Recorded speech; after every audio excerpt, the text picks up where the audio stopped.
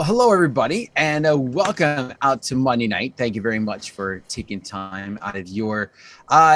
This is Monday, though, right? Like it's like that weekend between Christmas and New Year's, and you have no idea what day it is or what time it is. But we're here, and we almost thought we weren't going to be because Jay and I were both thinking John fell into the portal, but it was the snow. We are here. We had a foot of snow.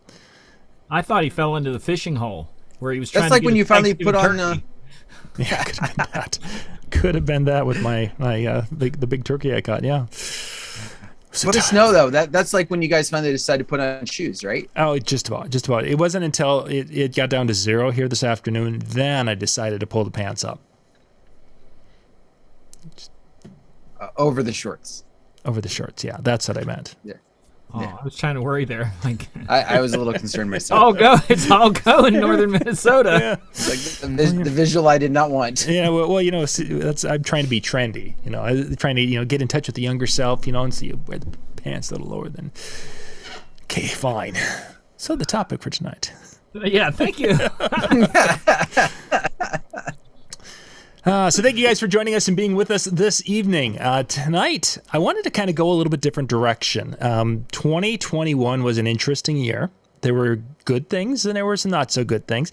But what I wanted to kind of wrap this up is we've talked a lot of DJ topics throughout the year and some non-DJ topics, but I really wanted to make tonight a little different and talk about some of the things that we learned in 2021 that may not have really pertained to the DJ industry. Lessons basically we learned at some point in time in this past year that we can hand this knowledge down to the next generation and they will be that much greater because they learned from our 2021.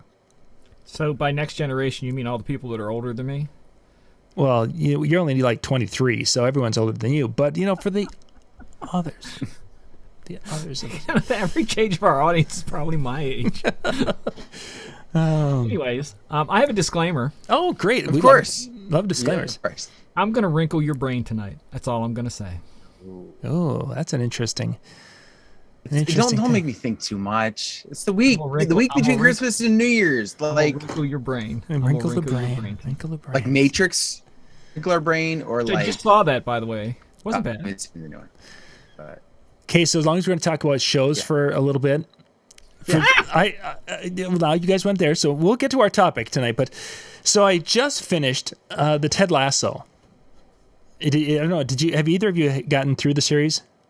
I don't have Apple TV. It's on Apple TV. I don't even know what it is. Ted, it's an Apple TV series. There were 2 seasons out, and it was basically the main character, Ted Lasso, is a football coach in central United States, wherever, and he gets hired to come over and become a soccer coach over in the UK, and how he engaged in the team and all these different aspects of it.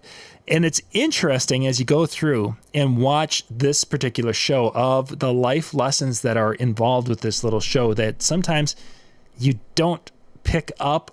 As a 20-year-old, I would have watched it differently than I would have as a 30-year-old, as I would have. And there's some shows where there isn't a whole lot of life lessons, except Die Hard. There's a lot of life lessons in Die Hard. But I mean, most shows, there's not a lot of life lessons. But yet this particular little show, as I was watching it, and it's like, that's really cool. Something that if I were preaching and doing my youth ministry thing, granted, I couldn't have referred to that in youth ministry, but the concepts of finding a different way to present that concept, those concepts that they're teaching or they're presenting in that show is really quite good. So I was impressed with that. Most people probably were liking it because of the actors or whatever. I was liking it because of the life lessons that it pertained to. My principal brought that up.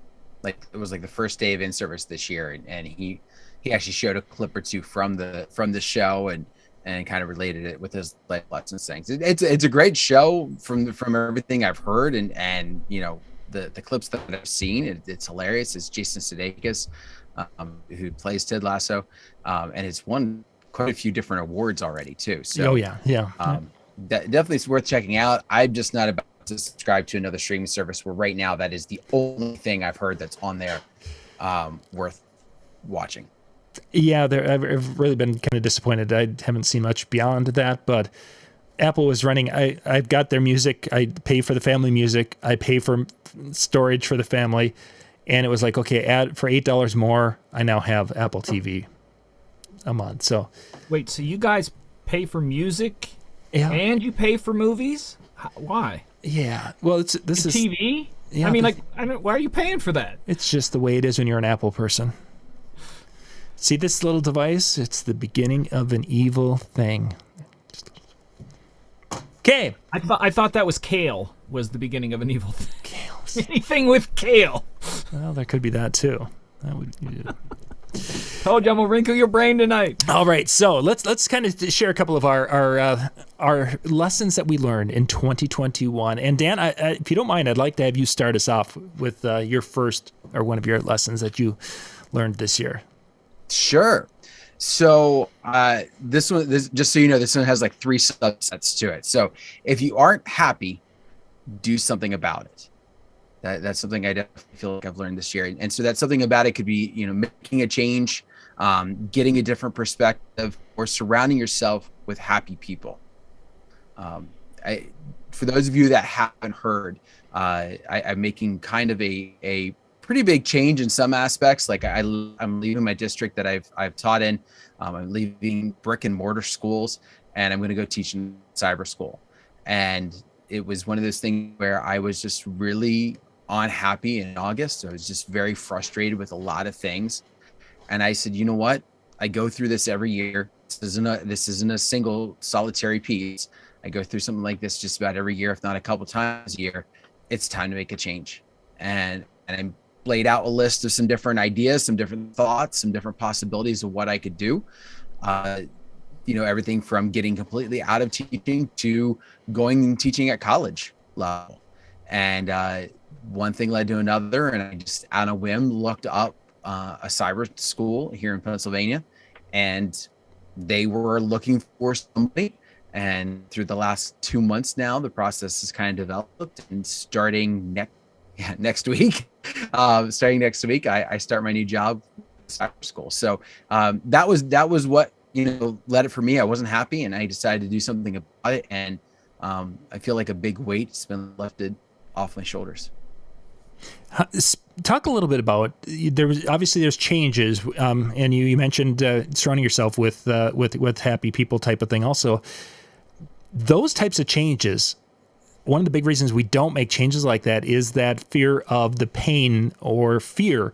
Talk a little bit about how you were able to overcome that or get beyond that fear that held you in place to continue to do what you were doing.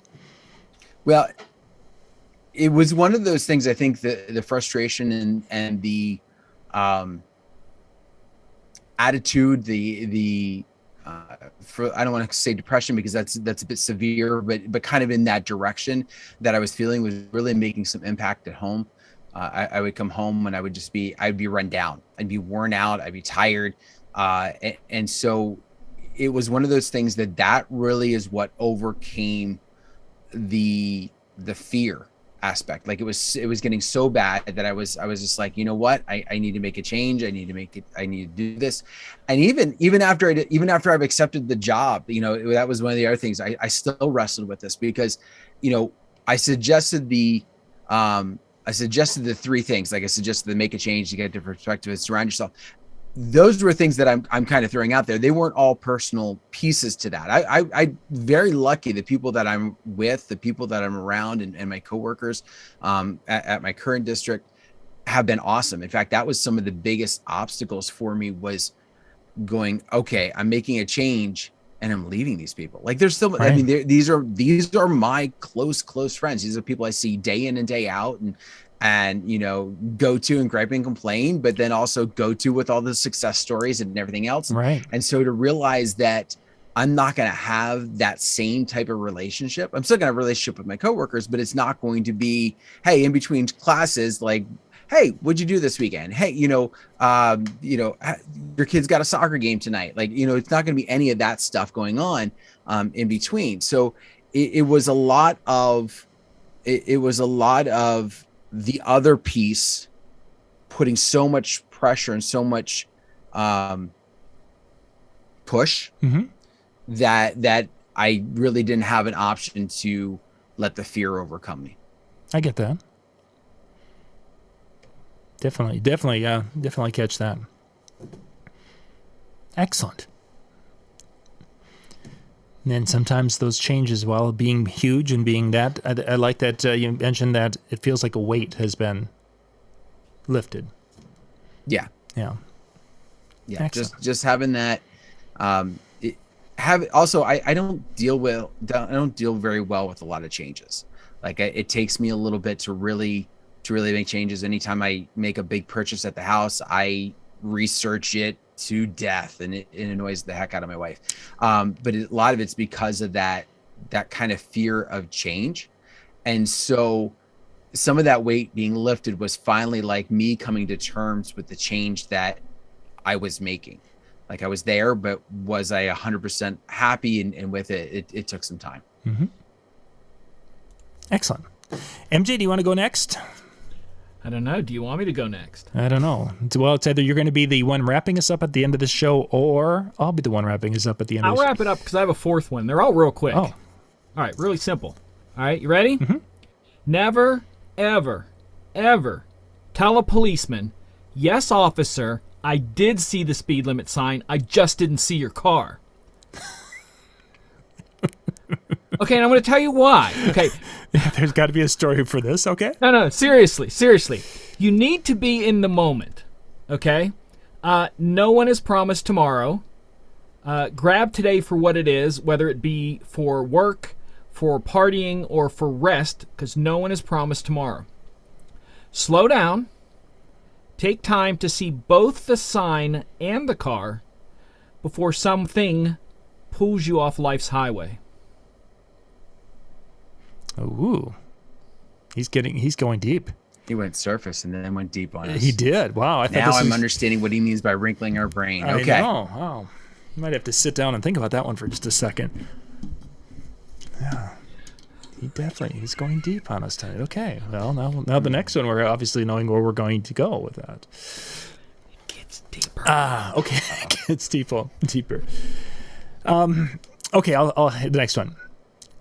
So when it comes to, we have multiple children, and now they are off doing different things. Not all of them, but some of them are. And it used to be that we envisioned like holidays being that time where the whole family would get together, and you would have, the whole evening of doing activities together, and you'd have this warm memory of, baking cookies together, and then watching, then we'll watch, It's a Wonderful World together, and then we go and we play, Yahtzee together, whatever. You had this vision of what life was going to be like as you are progressing.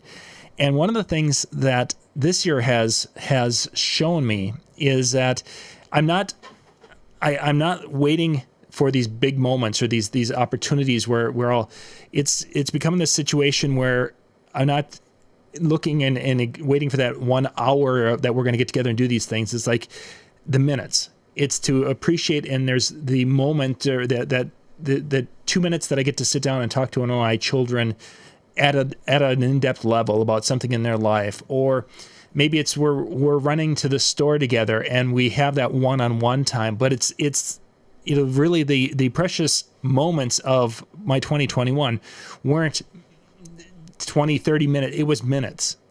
And some of those moments, the kids, watching them engage, they engaged as a group for about 4 minutes at one point in time this fall. And it was an incredibly beautiful moment, but it was just that. It was 4 minutes. I'm looking, I always envisioned it being this bigger thing, this more elaborate time, as you see in the movies, whatever that would be. They were spending the evening together. If you've been watching Hallmark, Christmas movies, that's what you're thinking life is like. And it's not the hours, it's those minutes that really became those memorable times for me this year. So holding on to the minutes. Nice. Yeah. Okay. I wonder. I wonder, do you think some of those minutes will turn into longer as they get older? Like, I also wonder if some of your cherishing of those minutes is because kind of the low end to high end of your kids if some of that will get more appreciated as they get older. It could be, and I, you hope it does. But I think if I would be looking for that hour of connected time, I would be very disappointed. And I think to a point, there's a little, that Lori's had a little of that, where she's been looking for that, we're going to spend the evening together as a family. Yeah, if you're really looking that's the criteria for it being a successful evening, we are not able to do that consistently because there's so many diverse interests, for if lack of a better way to describe it, to get them all to be on the same topic and engaging and having fun together with whatever that topic is was really short. As they get older, maybe, or it might be that they're just going to continue with that more diverse world and we will get minutes. I don't know. I guess I'm going to appreciate what I can get and those moments together and moments as a group. And, the more we have, yay. And if that's the best we get, well, I don't want to let those slip by. All right.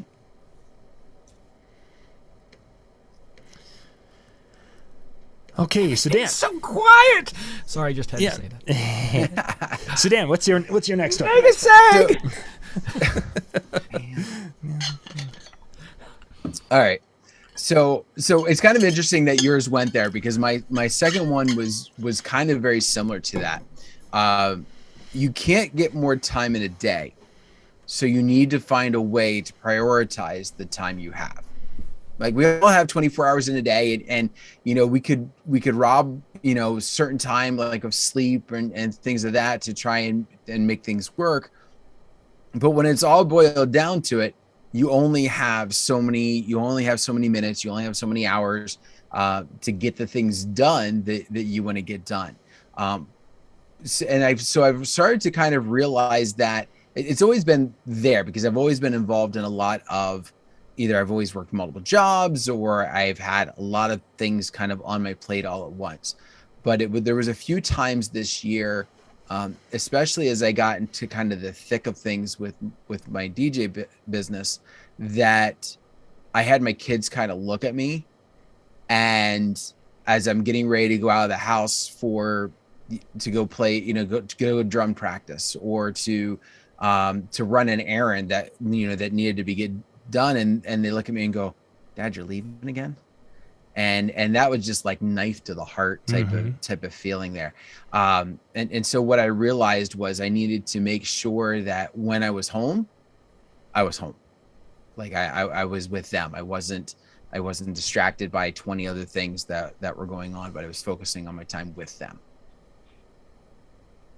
That's a tough lesson to learn, and I think we all at some point in time either have or will, if you have children. Mm-hmm. For sure. MJ, I'm ready for a deep thought. This one's gonna hurt some people. Uh-oh. Never, ever trust someone who says that their wedding day was the best day of their life. Have you ever put money into a machine to get a candy bar out of and 2 fell out? Best day ever. Best day ever. What you want to remember is that what you want may not be what someone else wants, or what they want is what you want. I thought I wanted fame and fortune, and I poured my entire life into it.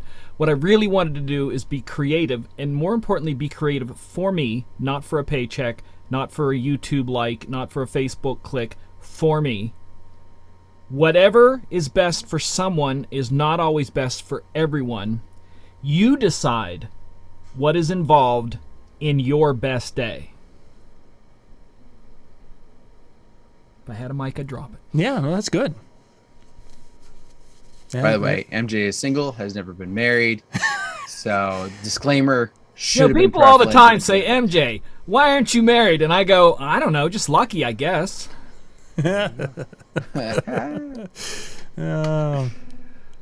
No, But I decide. get that. Basically, it was just decide what's your best, because not everybody wants to live a married life. Not everybody wants to have a family. Not everybody wants to work in an office. Not everybody wants to work in a factory. Not everybody wants to work outside. Not everybody works inside. Don't follow some criteria that you think because your parents said you're supposed to, or society says you're supposed to. Find your best day, whatever it is. I hate traveling, so someone else's best day would be traveling constantly. That's not mine. Yeah. So if you want to make MJ happy, the next time you see him, just bring 2 candy bars for him. oh my gosh. There's very few candy bars I don't like, so yeah. Peanut butter, anything with peanut butter. I would literally slap someone's mom to get peanut butter candy. Oh, Yeah, that. you would have liked my stocking this year then. I had 3 different packs of Reese's. The trees, the minis, a big one. You know what I'm into lately? The white chocolate peanut butter cups. Never thought I'd like it, but holy crap. I was I right saw there those. with it. What was it? Was it Easter time last year? Like, oh no, I know what it was. A friend of mine's wedding. She got married in Hershey. So they when you get married in Hershey, you have to have a candy bar. Oh, yeah. And so we went, and it was just like, fill up a bag. So I filled up a bag, and later on the table was still there, filled up another bag, and I was trying white chocolate stuff. I was like, hey, try it. This is the time. It's free. I'd have been stuffing stuff in every pocket I Oh my got. gosh, they didn't say Listen. what size bag. There's always the those extra garbage bags I keep in the truck, just for I that do too. Just rain ponchos. rain. I took a bus to get there. Rain ponchos. There's all sorts of things, Transport but when they're in there, they're probably clean. They'd be clean enough for chocolate.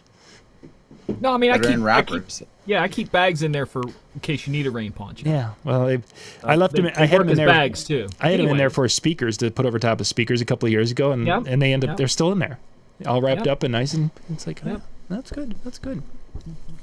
My best day.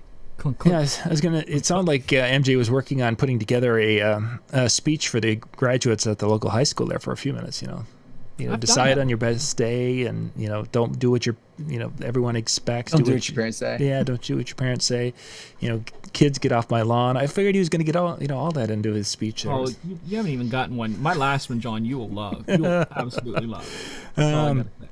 Okay, Okay, John, you're next. Let me jump into the next. I did have 4 of them also, MJ. So if we do get to that point, we'll do that. But this is. I technically have a whole list, because you know me. When you say 3, it's got to be 30. Yeah, there But is I that. narrowed it down to 4 that I think are the most important. So One lesson again this is one I've known for or had back in my mind for a while, but it was one that kind of came back again this year, is the whole concept that the power of a team working together will be able to exceed the ability of a group of people who have superstars but are not working together.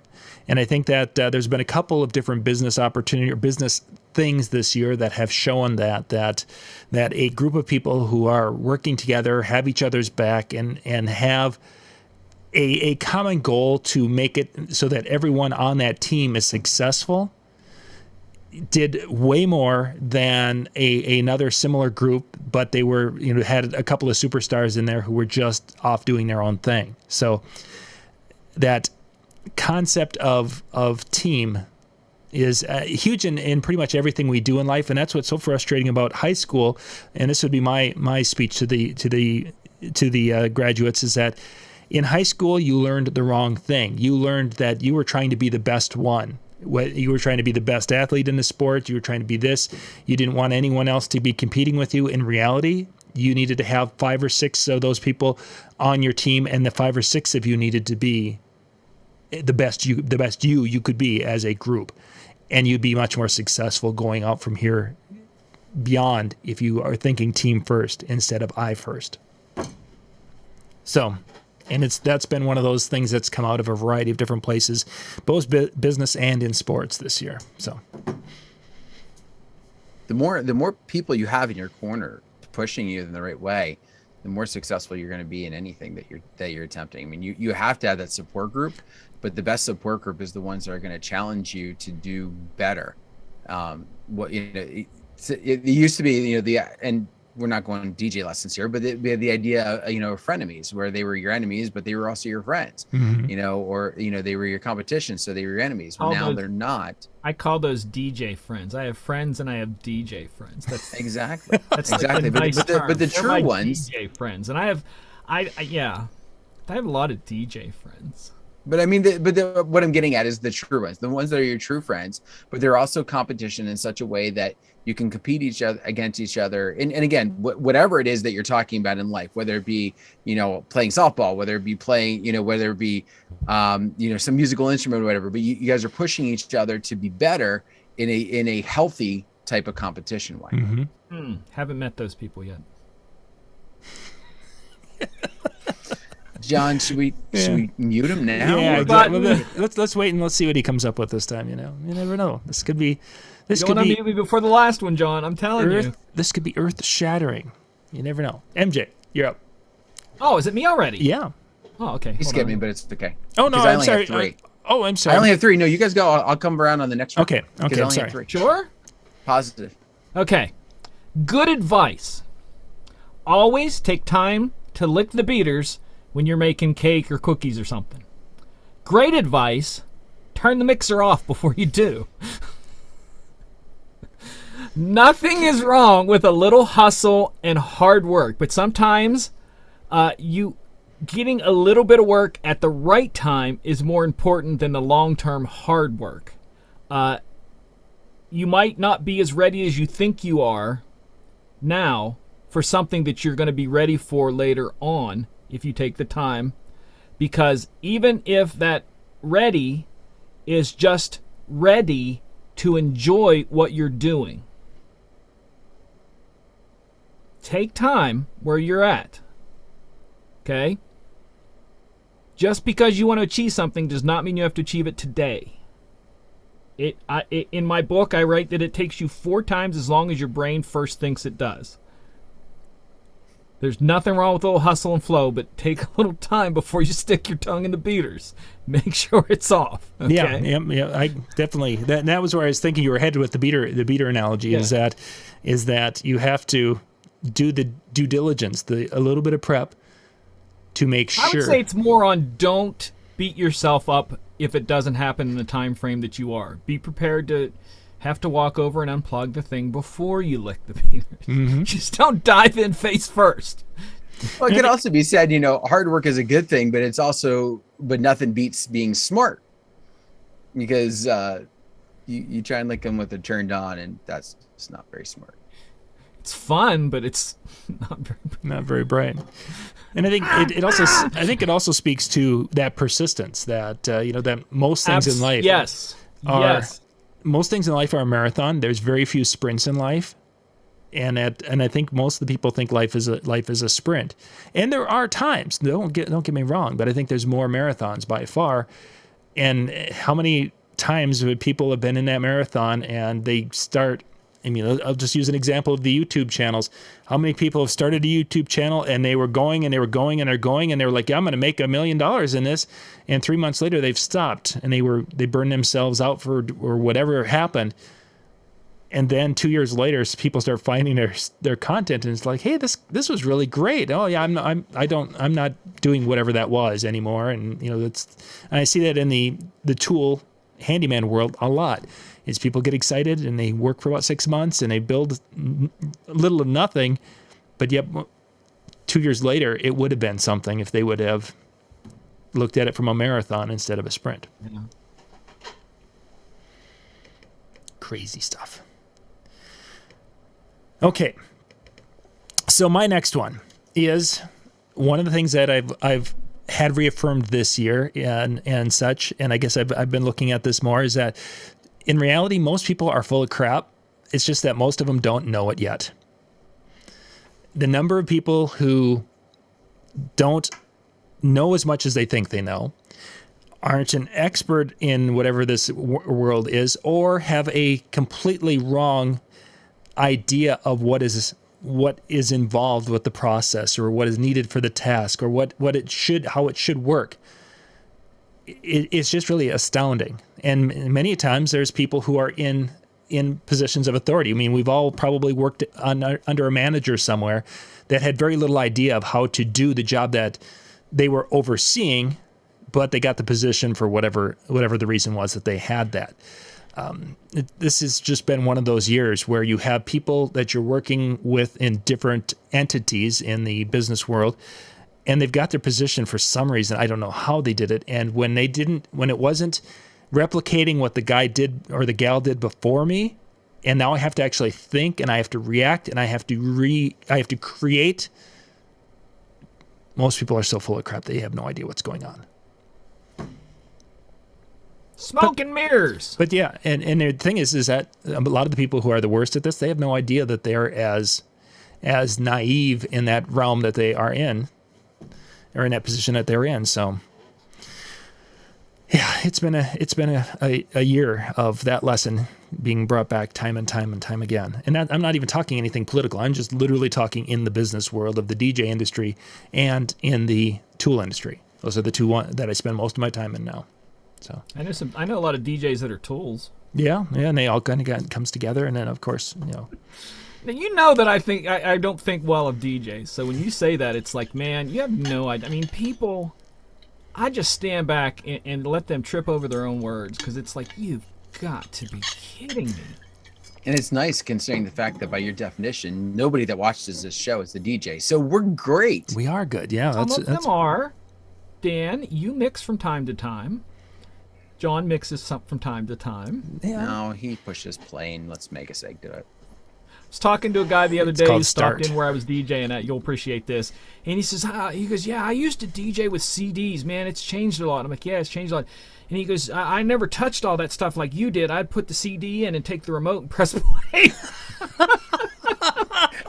Take the remote and press play. That's what he said. I got my home Sony Mini, Sony Discman there, or Discman. Crazy. Oh, wow. Okay, Dan, your third one. My third one. The importance of organization, and basically it's okay to throw things out or find a way to get rid of them. As we look over my shoulder, this is my more recent lesson learned, because I have to turn the space into something that's extremely usable. I mean, from where I'm at, with what I do for you guys, and with DJNTV, I've got the desk and I've got my setup, and I use this a little bit for my office, but I'm going to be teaching from this room. And so I can't have just a little bit of desk space. I really need to kind of make a better use of what I have around me and trying to get it organized. And so this is, hopefully by the time we have our next show, this is going to be completely cleaned up and ready to go, and just really kind of focusing on that. But I've learned that organization, and it could be physical space. It could be, kind of getting your emotions in check. It could be, cleaning up your mind and that kind of thing. But having some organization to how you go about it makes the process of whatever you're doing so much easier. It makes it easier to find things. It makes it easier to think through a process. And it makes it easier to just make use of what you have. Right. And so that organization really becomes key. And it's okay to throw things out, and I'm not a hoarder by any means. I know I have some of that in my genes, unfortunately, based upon my family. But with that being said, it's still difficult sometimes to come across and go, I could use that, but I've had it sitting in my drawer now for 6 years and I've never used it. It's time to really make use and you get rid of it, give it to somebody else who can, sell it so that it, I can put that money to use somehow, or just throw it away and don't turn back.